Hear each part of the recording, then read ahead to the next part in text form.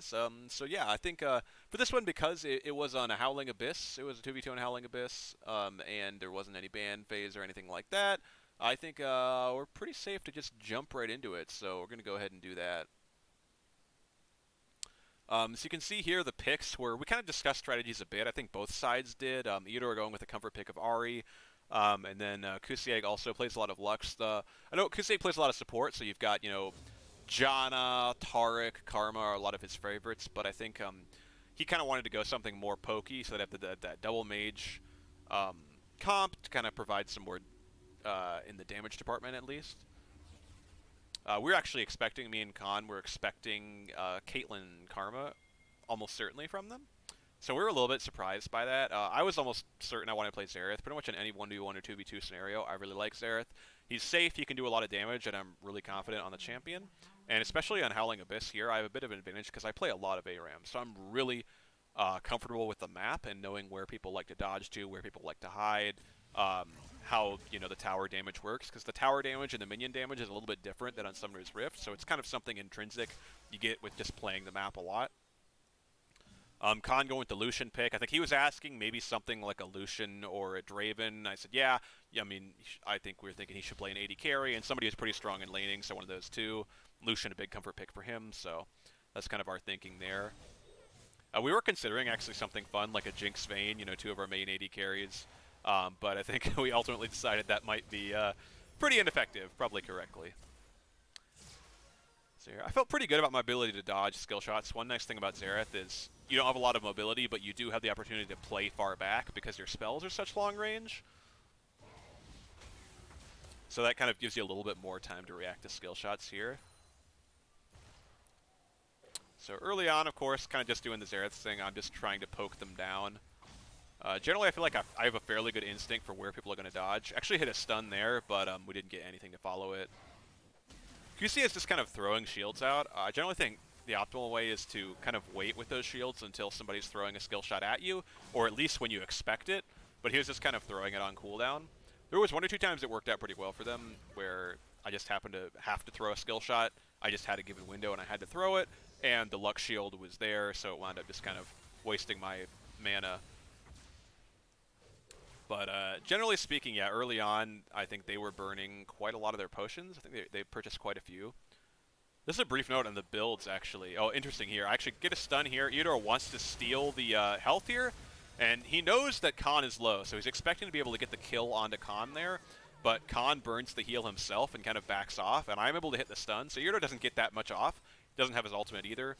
They do burn flashes there, and Kusi burns the heal to keep him alive, which would have kept him alive, but I knew with the flash auto that it would be able to finish him off, so I do go in for that kill there. So it gives us 1-0, just a refresher on the rules here. It is first to 2 kills, 100 creep score, or first tower. So at this point, I think we do start to build a CS lead here, but we didn't actually even go back and buy with our kill gold here. And then Eudor does miss the charm here, but he's got the ultimate. He's got the ignite he didn't use before, so pretty easy for him to land just a couple abilities there and get the kill on Khan, who... that's kind of the tough thing here is Khan really couldn't recall because that would probably give up a CS advantage back to Eudor and QCX. So that's something we didn't want to do, but I wound up giving the kill over to Eudor. So 1-1 now, pretty even.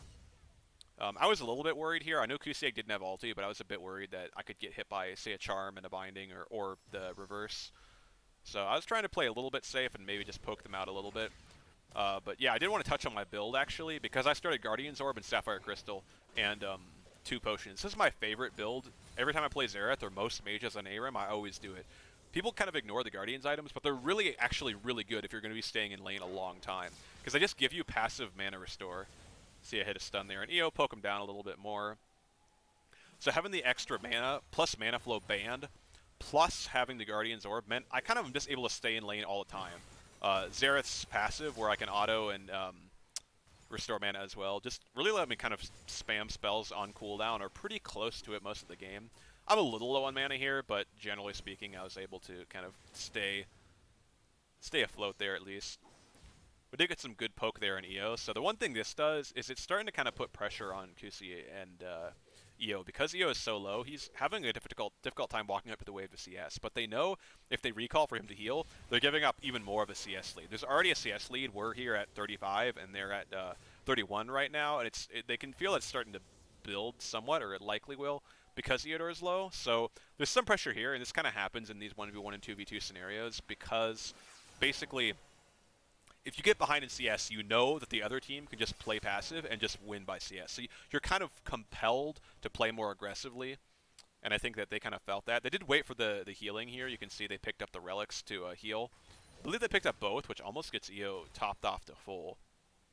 So it does kind of give them some advantage here, but we actually kind of froze the wave a little bit. This was Khan's call, which is a good idea because it forced them to kind of pull forward a little bit.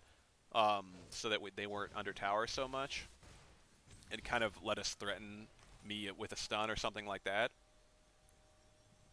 So Yurdor does have the healing with Ari's Q, so he's able to kind of sustain a little bit, but again, they burned all their potions. We were able to poke them out pretty effectively, so they're in a bit of a rough spot here. CS lead now at 49 to 38, so about 10 CS at the moment.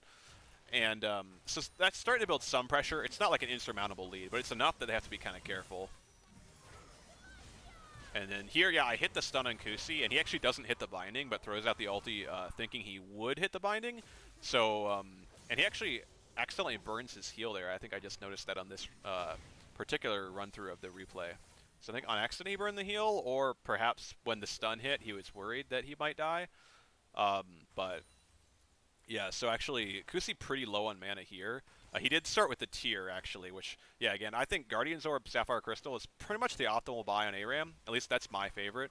So I think if you want to remain topped off on mana, that's something you have to do. That's just a common little trick I did there, where if somebody's really low and hiding under tower and I throw out my Q, generally the high health person will assume they're not the one targeted, so I just wound up hitting QC there. They get another relic here, but you can see Eudor very low. I just hit one more Q on him. I believe things are, yeah, we're getting pretty close to the end of the replay here. So you can see QC able to heal a little bit, or rather EO able to heal a little bit there with Ari's Q, but I hit one more Q from Jarnhrith myself. You can see my mana actually really high right now because they were kind of playing back for quite a while. It let me kind of recover with that passive from the Guardian's Orb, and Jarnhrith passive as well. A little bit of poke there onto QC. I kind of thought about going further, but again, I wanted to play safe. Didn't want to get hit by the chain CC like a binding and a charm there. I did take an E there from Kusi, but I'm not really worried about E's too much. Main thing is avoiding the charm and avoiding that binding from Lux. I think is the main thing for us. One thing it's worth noting here is Khan actually did get a BF sword with that buy. After Eudor killed him, so he did get to spend some of that gold. I actually haven't recalled this whole game, so I don't have any benefit, really, from getting that kill. But then I do hit this stun there. Just kind of saw an opening there in the minions, and we were able to get that kill onto EO. We wound up going for the kill here on Kusi, just, you know, kind of randomly, because I still had my ulti available. It was some good bindings there from Kusi at the end, but I think I knew that once I hit the stun on EO that we could just pick up the win, so I didn't really have any concern for what would happen after. And we do wind up picking up the tower in the end there. But yeah, that was our 2v2 here. Not sure there's too much more to say about it. Yeah, I think the Lux Aria wasn't necessarily a bad one. I think it was just kind of a matter of I was able to poke them out pretty effectively, and I think Khan picking Lucian meant that he could trade pretty effectively with them. The Relentless Pursuit, the E, allows him to kind of stay away from the some of the skill shots there, especially the really dangerous ones from the Lux and the Ahri. So yeah, I think overall we just we were able to kind of poke them out and eke out a bit of a CS advantage, and then kind of keep the wave in such a place that extended. And yeah, but yeah, I do think that a big factor, like I said at the beginning, was my comfort on the Howling Abyss map, playing so many ARAMs, and knowing, and also on Jarnhrith, of course, but Jarnhrith on ARAM, me having this build in mind that I always do, which you take the Mana Flow Band, of course, that helps, but Mana Flow Band plus Jarnhrith passive, plus you have the Sapphire Crystal for extra mana, plus you have the Guardian's Orb for extra mana restore, means, yeah, you pretty much are not going to run out of mana. It's almost impossible. I mean, maybe you could if you literally spam them on cooldown, but I wasn't too far off from that, and I was still staying pretty well topped off. So I think That was something that really kept us afloat there. But yeah, that wound up being a win for me and Kusi. Was a fun game. But yeah, I did want to go over some other games in particular. I had done earlier, like we had an earlier 5v5 that the companions won, but I don't believe I have the replay for that anymore. I just gone through my, yeah, unfortunately. I just played too much League, so and then some of these the 1v1s we played that were pretty fun, but unfortunately, yeah, we didn't.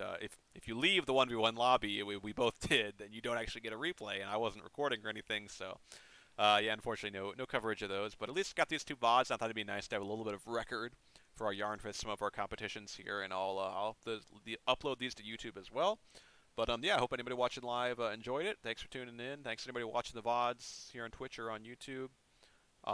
Yeah, if you want me to do any more VOD reviews of anything, it's something I really love to do. So for sure, just let me know, or anything specific you want me to do or change about how I do them. For sure, just let me know anytime. But yeah, thanks for watching.